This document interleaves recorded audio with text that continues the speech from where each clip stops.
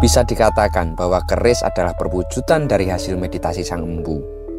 Setiap proses penempaannya sekaligus menjadi media perenungan akan sebuah zaman, hingga lahirlah mahakarya agung yang mampu menjadi tanda, simbol, kritik, pesan, bahkan perubahan untuk zaman itu sendiri.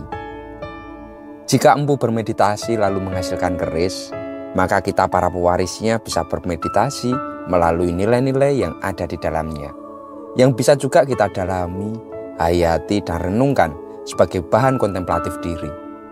Dengan begitu, doa serta nasihat sang empu akan menjadi hidup dan insya Allah terus memberkahi kita. Amin. Kali ini ada salah satu pusaka yang cukup istimewa. Ia memakai busana gayaman Surakarta berbahan kayu trembalu. Dilengkapi dengan pendok blewah bahan tembaga yang cukup tebal. Secara keseluruhan, busana pusaka ini menampilkan kesan sederhana, keluasan, namun tetap meriayeni dan pastinya ndudut hati. Mari kita buka untuk isinya. Keris Luk 9, Dapur Sempono, Pamor Brahmawatu, Tangguh Madura Sepuh. Dan pusaka ini kami alih rawatkan dengan mahar Rp3.500.000. Jika berminat silahkan komen di bawah atau langsung japri kami. Nama Sempono sendiri berasal dari kata supeno yang artinya impian, cita-cita, kegayuan, atau lebih jeli lagi adalah tujuan hidup. Hal ini mencerminkan filosofi bahwa keris tersebut bukan hanya sebuah senjata, namun juga simbol dari harapan dan arah hidup yang ingin dicapai. Keris Sempono menjadi pengingat untuk selalu fokus pada impian dan tujuan hidup, serta menjadi inspirasi untuk mewujudkannya dengan tekad serta ketekunan. Keris pusaka ini bukan hanya sekedar artefak semata, tetapi juga manifestasi dari aspirasi dan perjalanan hidup pemiliknya. Jika diperhatikan, pusaka ini memang lumayan utuh, meskipun usianya sudah ratusan tahun yang lalu. Rinciannya itu masih terlihat detail, secara keseluruhan bilahnya juga masih terlihat proporsional.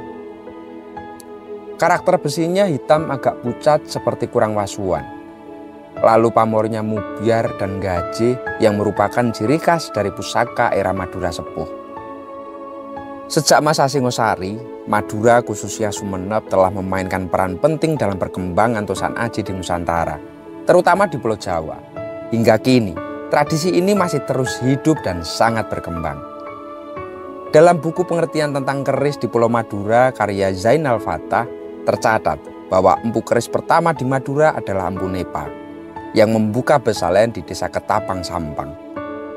Beliau mengabdi kepada penguasa pertama Madura, Raden Sagoro, atau dikenal sebagai Tumenggung Gemet. Pada masa Majapahit muncul sosok legendaris, Empu Buyut Majapahit, yang berkelana hingga Madura juga. Salah satu muridnya, Buyut Pelenghijan, membuka besalen di Kawedanan Kedungdung, daerah Sampang. Buyut Majapahit sendiri menetap dan wafat di Pulau Poteran, meninggalkan warisan besar bagi tradisi keris di daerah Madura sana. Madura juga dikenal dengan Empu Pekandangan, bapak angkat dari Joko Tole, Raja Sumeneb ke-13. Empu lainnya seperti Empu Keleng Pademayu di Pamekasan dan Empu Supo yang terkenal dengan keris koso turut memperkaya tradisi ini. Empu Supo dengan berbagai nama seperti Kiai Brojoguno dan Kiai Koso menyebarkan ilmunya di berbagai daerah di Madura, dari Sampang hingga Pamekasan dan Sumeneb. Beliau membentuk jaringan empu keris yang menghasilkan keris-keris ampuh dan sangat indah. Selain itu, empu-empu dari kalangan bangsawan juga turut memperkuat tradisi ini, seperti Empu Ki Aryo Minak Sunoyo dari Propo, Pamekasan yang karyanya itu memang dikenal sebagai keris Tangguh Sumeneb Adiningrat. Sultan Pakunoto Ningrat di Sumeneb juga mahir membuat keris. Namun yang paling terkenal adalah Panembahan Sumolo, ayah dari Sultan Pakunoto Ningrat yang menjadi Adipati Sumeneb dengan gelar Pangeran Notokusumo I.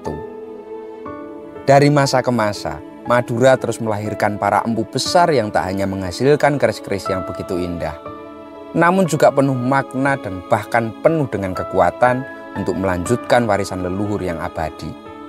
Dan keris ini menjadi salah satu mahakarya Empu Madura yang masih sangat terawat oleh tangan-tangan pewarisnya. Dan kami percaya di tangan tuan barunya nanti ia akan lebih terawat dan akan lebih bermartabat. Matur nuwun dan salam tutut hati.